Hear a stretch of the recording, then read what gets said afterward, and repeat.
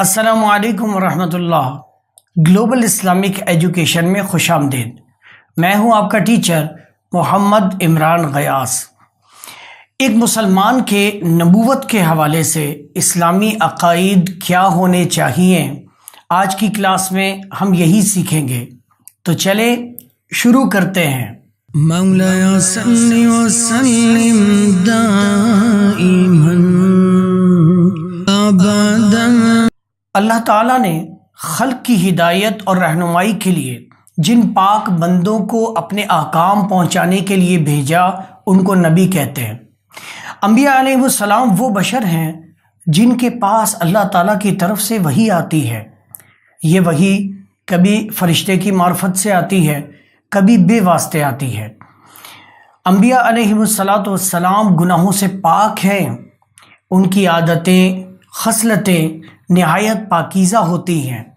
ان کا نام، نسب، جسم، قول، فعل، حرکات، سکنات سب سے اعلیٰ درجے کے اور نفرت انگیز باتوں سے پاک ہوتے ہیں۔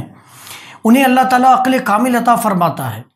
دنیا کا بڑے سے بڑا عقل مند ان کے عقل کے کروڑویں درجے تک بھی نہیں پہنچ سکتا۔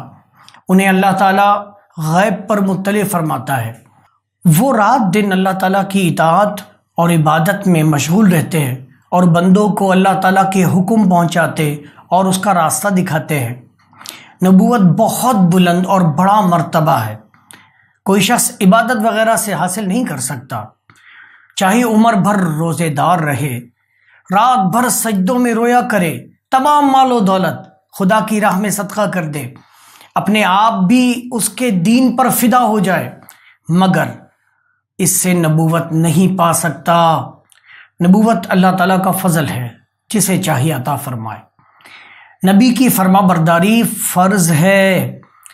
انبیاء علیہ السلام تمام مخلوق سے افضل ہیں، ان کی تعظیم و توقیر فرض اور ان کی ادنا توہین یا تکذیب کفر ہے۔ آدمی جب تک ان سب کو نہ مانے مومن نہیں ہو سکتا۔ اللہ تعالیٰ کے دربار میں انبیاء علیہ السلام کی بہت عزت اور مرتبت ہے، وہ اللہ تعالیٰ کے پیارے ہیں۔ ان انبیاء کرام علیہ السلام میں سے جو نئی شریعت لائے اس کو رسول کہتے ہیں۔ تمام انبیاء علیہ السلام اپنی قبروں میں زندہ ہیں جیسے دنیا میں تھے۔ ایک آن کے لیے ان پر موت آئی، پھر زندہ ہو گئے۔ دنیا میں سب سے پہلے آنے والے نبی آدم علیہ السلام ہیں، جن سے پہلے آدمیوں کا سلسلہ نہ تھا۔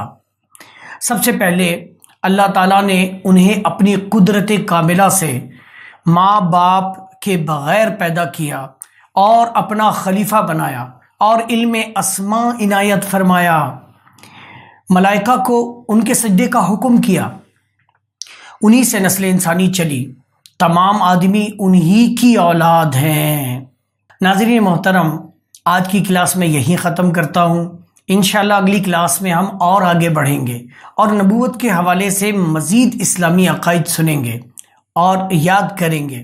آئی ہوپ کہ آپ لوگ میرے ساتھ ساتھ چلیں گے، اور اگر آپ چاہتے ہیں کہ میری یہ ویڈیوز آپ کو جلد ملتی رہیں تو پلیز سبسکرائب کریں میرے اس چینل کو، اور شیئر کریں اور لائک کریں۔